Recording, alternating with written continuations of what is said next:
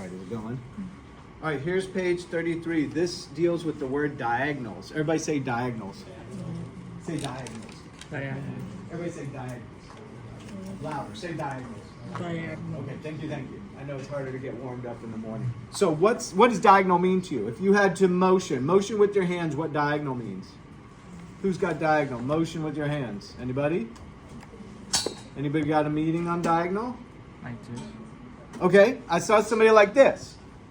Put your hand like this. It's sort of at an angle, right? It's not vertical. It's not horizontal. It's sort of like this, diagonal. Does this make sense to you?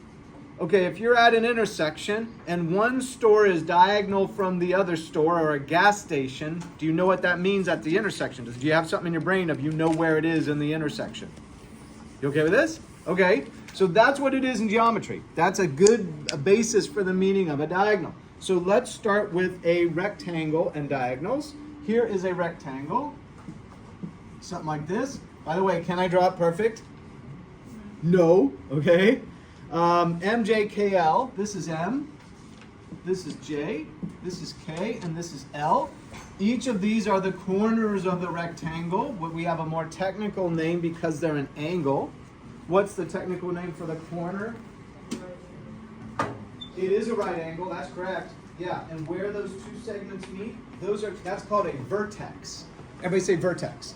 Vertex. And if you have more than one vertex, you have vertices. That's plural. Everybody say vertices. So there's 1, 2, 3, 4 vertexes or vertices, right? Each one is supposed to be a 90 if I could draw it right. This is a rectangle by definition. We've covered that in another lesson. But if I go from vertex to vertex like this, guess what it's called?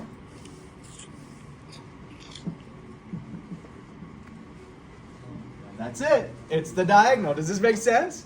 I mean, so this one I think is clear with your prior language, right? Your prior language for diagonal, that's what it is, from one corner to the other. You okay with this? Okay, now, there's not just one diagonal though. How many you got up here? You've got this diagonal, and you've got another one from this corner to this corner, or this vertex to this vertex. 2 diagonals inside of the rectangle. All right, now there's some characteristics or properties that start to emerge. Lines which, and it's hard to read my own writing, I'm sorry you guys, that's my bad handwriting both on the board and in the notes that you're putting in your paper. Lines which extend from vertex to vertex. Now we start to talk about some of the properties here. We say angle MJK. Angle MJK. So take a look at this carefully and go slow here. What does this symbol mean? What's this symbol mean? It's an angle symbol, and I'm trying to do it different. The other one that you might notice this looks like might be an L, but I'm trying to draw it differently. Here's an L right here. That's an L for me. And here's an angle. I'm trying to purposely draw it down like this. That's the actual symbol for angle. You okay with this? That makes sense though, right? So you literally say angle MJK. Now, this gets harder. You have to go slow here. You can't go quickly. You have to say MJK. So where is that? That's M to J and J to K across here. This is saying this equals 90 degrees, which somebody said already. But do you see the nomenclature? Do you see the naming system of MJK? Does that make sense? You're going from M to J to K. That equals 90 degrees, right? That's a characteristic, and that's of the rectangle, so that's fine. Let's look at 2 others for the rectangle. Let's do angle MJN. Angle MJN. And if you look right here, they're naming this point the intersection between the 2 diagonals. They're calling this point N, right here. So now they're trace it through. MJN, MJN. They're talking about this angle right here. They're saying that that angle is equal to angle KLN. So here is KLN, which is right here. So they're saying that these 2 angles are equal to each other, and it's the angle between the side of the rectangle and the diagonal that's equal to the one across the way and on the inside, all right? The name for this angle is, do they call it out here or not? Do we call out? Oh, well, before we do that, let's do one more. It's a little bit later in my notes. Let's do angle MJN. Oh, we're saying that MJN is equal to KLN, is equal to angle KLN. There we go. Let me get that in. Angle MJN, angle MJN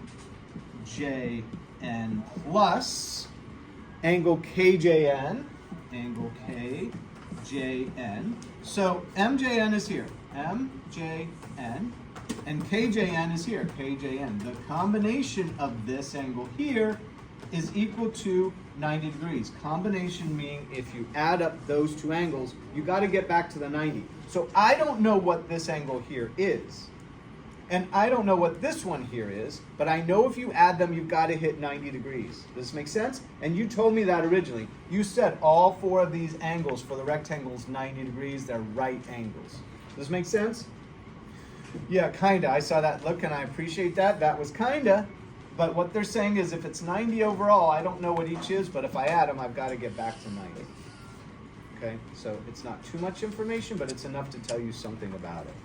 All right, let's see what else we've got here in the notes.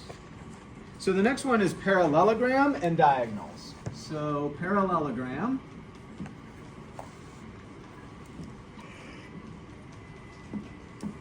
Let's see what that looks like. Diagonals. Okay, everybody say parallelogram. Right? I wish the word were shorter. It's got the word parallel in it.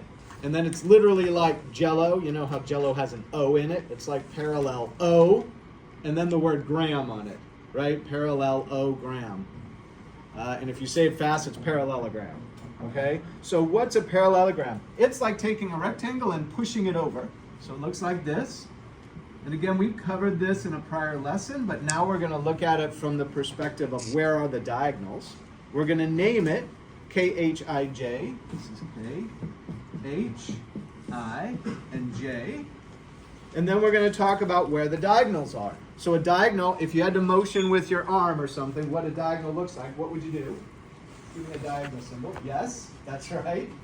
Right? Like this. That's a diagonal. And what am I doing? I'm going from corner to corner or vertex to vertex across here, and there's one here.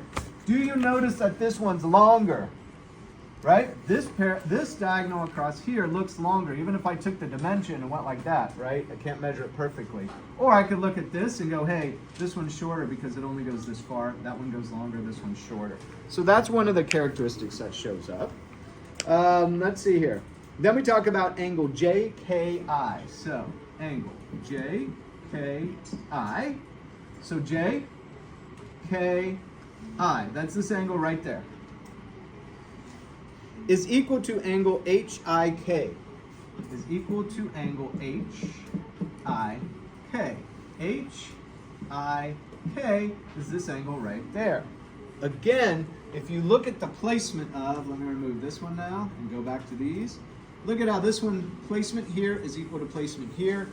Placement here is equal to placement here, right? See how they're sort of on opposite sides of the diagonal? Here's the diagonal here. One is on this side. The diagonal here, one is on that side. The diagonal here, one is on this side. And up here, one is on that side, right? There's those angles there that we're talking about. So let's do another. We can also say angle JIK. So JIK has got to be this one. I'm going to use two tick marks in there to show that angle. Is equal to angle HKI. Is equal to angle HKI. So HKI comes here. So put two tick marks there. So this one, notice, again the diagonal, this is on one side, this one's on the other. Those two angles are equal to each other in a parallelogram, and there is a name for this type of placement. It's called alternating interior angles. All right, alternating interior angles. How about the word alternating? Does alternating say to you, alternating, it's over here this time, it's over there that time, it's over here this time, it's over there that time. It's alternating. What's another way to say it? Maybe it's going back and forth, right? It's alternating back and forth. Does this make sense? That describes to you the fact that one of these angles is on this side of the diagonal and the other is on the alternating side or the other side of the diagonal. So alternating. Interior says because they're on the inside of this whole shape, interior as opposed to exterior, right? If you're on the interior of a house, you're on the inside. If you're on the exterior of a house, you're on the outside. And angles is just what they are. So these are called alternating interior angles. And you're going to see this whole thing pop up several times as we go through the year in geometry. So say it once. You ready? Say alternating interior angles. Go. Alternating interior angles. Right? Your brain needs to hear you say things depending on your learning style. So when you repeat those over, it actually helps your brain start to internalize them, depending on, especially if you're an auditory learner. Do any of you, are you into, when you read books, do you listen to them yet? Is that something in your life where you do an audible book or an audio book? Right? Or do you like to read the old school book? You like the old book? I didn't hear what you said. Well, let's change that and make that different. But you might find, if you find reading a book the old way, like in your hand, isn't so good, you might try listening to it in Audible. If you're an auditory learner, it changes everything for you. Okay, you can learn much quicker that way. So I'm just curious if that's the way you learn. Don't fight it. Just learn the way you learn. It'll help you learn more quickly. Okay, let's do rhombus and diagonals. What is a rhombus? Rhombus and diagonals. Keep going. What's a rhombus? What's a rhombus? And look at your notes, right? You know the answer to this. Look at your notes. What is a rhombus? A square that has been pushed over, so to speak, right? So doesn't this look, here's the rectangle. A parallelogram was a rectangle pushed over. A rhombus, everybody say rhombus. Rhombus. It's a square pushed over. So instead of drawing a square here, I'm going to try to draw what looks like a parallelogram, but it's got equal length sides. So this side, these are all the same length sides, but it's pushed over. You see how like somebody went right here and they went like, psh, right? Push that top over. Now the top and the bottom, the bases stay parallel. They like slide. So they slide. These things extend a little wherever it takes to move that, right? Square that has been pushed over. All right, square that has been pushed over. Thank you for that.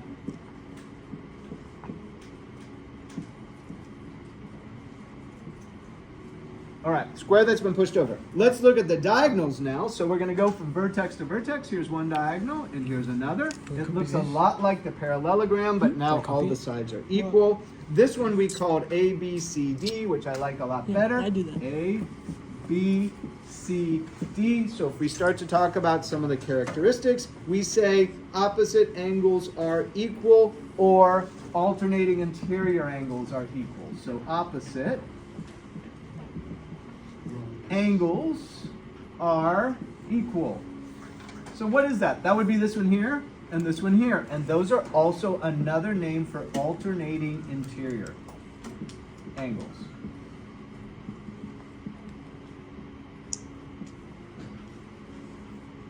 Right? So alternating interior. So same characteristic as the parallelogram. We have angle BAE.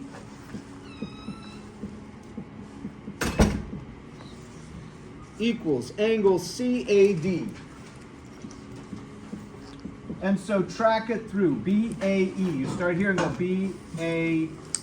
I must have called this E in the middle. BAE would be this one here. And then we're going to say CAD is CAD. BAD. BAE. Sorry, you guys. Let me check what I'm writing. BAE. Angle BAE. Did I not call that E? How about let's start with CAD. CAD is here. Good. I'm going to go with that one. And I'm going to go with, let's go with BAC. Let's change this to C right here. BAC. BAC. And CAD. Nice. Here and there. Okay? Go with those two. All right, and then we also have segments of this. We have the line segment AE. So AE is here. and that is equal to, AE is equal to EC. Good. AE is equal to EC. So this one here is an equal length to this one here. And we have angle BE, or not angle, but segment BE, excuse me. Segment BE is equal to segment DE. Oh, matter of practice, I'm talking to my alpha angles here.